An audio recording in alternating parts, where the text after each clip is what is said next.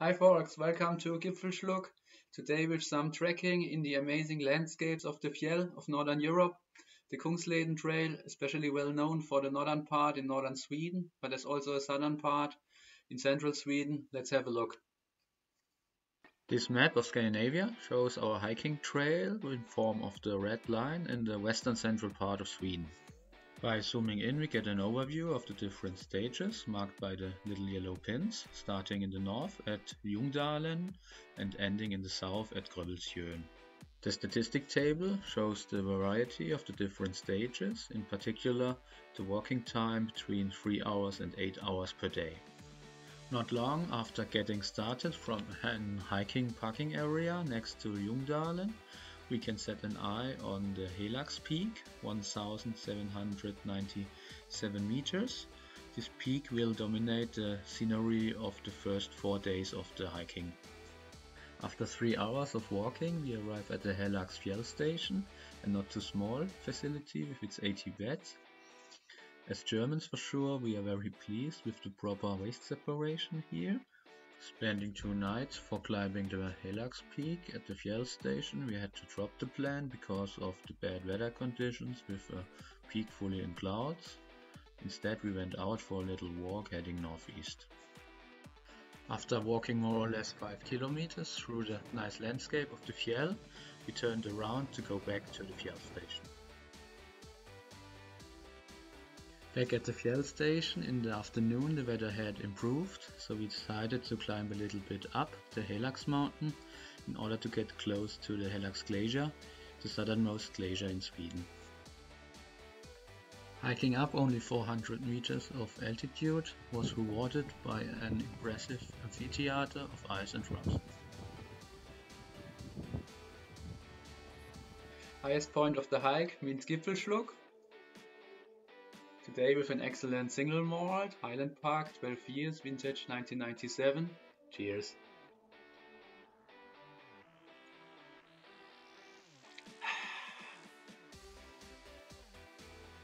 After our little Helags adventure and another night at the Fjällstation, our trekking tour went on the next day, heading south, the main direction of our trekking tour. Altogether, the southern Kungsleden has a length of 350 kilometers between Storrödtjärnstugan and Sälen, whereof our hike had a length of 160 kilometers. At the moment there is no connection between the southern Kungsleden and the northern Kungsleden. In fact, the northern Kungsleden is the more famous one, especially the part between Abisko and the Kebnekaise, the highest peak of Sweden.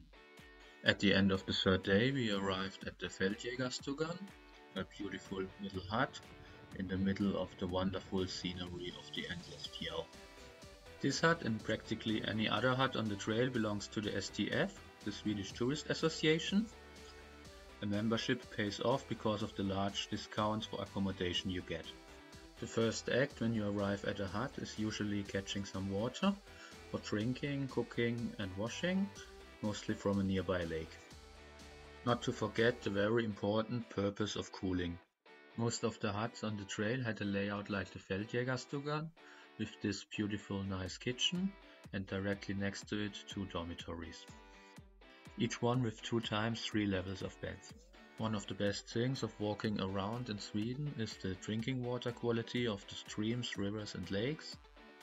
You never have to carry heavy loads of water in your backpack. At the end of day 4 we arrived at Ramundberget, especially in the winter a center for alpine skiing and cross-country skiing. Sweden wouldn't be Sweden without rainy days. Plenty of wind and rain logically hit us on one of our longest stages from Ramundberget to Tänndalen with 24 kilometers. In general, my trekking tour was organized by the German tour operator Rucksackreisen. They also offer an overnight bus from some cities in northern Germany, a good option when you want to avoid flying. Furthermore, Rucksackreisen runs an outdoor camp in the city of Idre, not too far from the southern Kungsleden. There they offer many outdoor activities like canoeing or other hiking tours. The 5th stage ended after a walking time of 7.5 hours in a holiday flat outside the village of Tänndalen. The following day 6, a day of rest, was used for relaxing and shopping in the supermarket of the near village. The fabulous Rogen Nature Reserve we entered on our 7th day of the hike. This was the longest stage with 25 kilometers and 8 hours of walking time. The reserve is named after the Rogen Lake, which covers 35 square kilometers. A little western part of the lake belongs to Norway. The lake is also the source of the longest river of Sweden, the Klarälven. Regarding the issue of mosquitoes, often a major annoyance in Scandinavia, I can report that on our part of the southern Kungsleden in August of 2018, we hadn't any problems with them. Apart from hiking in the summer, you can do the Kungsleden also in the winter with snowshoes or by cross-country skiing. The winter way is marked with red crosses, whereas in the summer you follow red marks on rocks or stones or woods. The winter way is often shorter because you can cross the frozen lakes in order to go a direct way. Furthermore, in the winter it's easy for the huts to fill up their stocks of food and drinks with the transport by snowmobiles. At the end of the day 8, we arrived at the Rogenstugan, located directly on the shore of the Rogen Lake. Due to the outstanding scenery of the Rogen Lake, it was definitively worth to take another day of rest and spend 2 nights at the Rogenstugan. So day 9 was used for enjoying little walks around the hut or canoeing on the lake. The canoes you can directly rent from the hut. But without doubt, one of the absolute highlights of the whole tour was the sauna of the Rogenstugan. Consequently, each round of sauna was followed by a refreshing bath in the lake. Fantastic.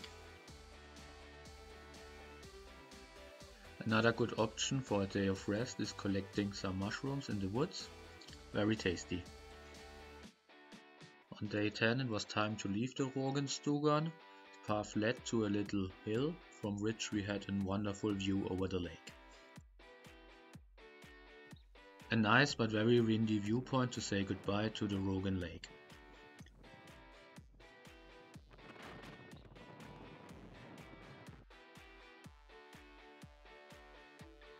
Another little peak option waited for us in the evening next to the hut called Skedbrostugan. This option formerly cried for buying a peak beer in the tiny little supermarket of the hut.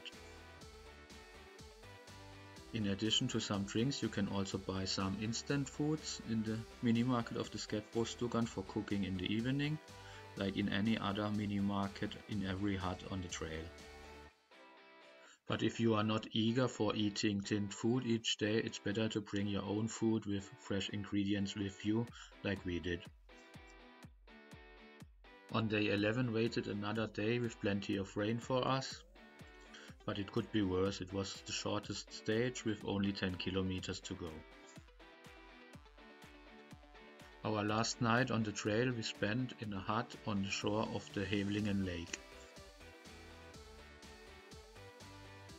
On the following day we climbed up for the last time on the fjell in order to enjoy this endless wonderful scenery of landscape.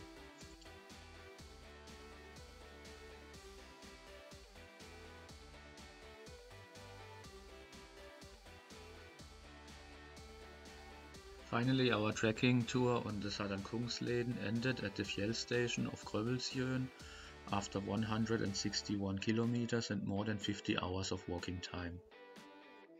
So that's it, southern Kungsleden. In fact, difficult not to recommend it. Amazing landscapes of the endless fjell, very cute and nice little huts. Probably it's less crowded than the northern Kungsleden. If you have any experiences for that, leave a comment. If you have enjoyed the video, thumb up, subscribe to the channel, be friendly and have fun.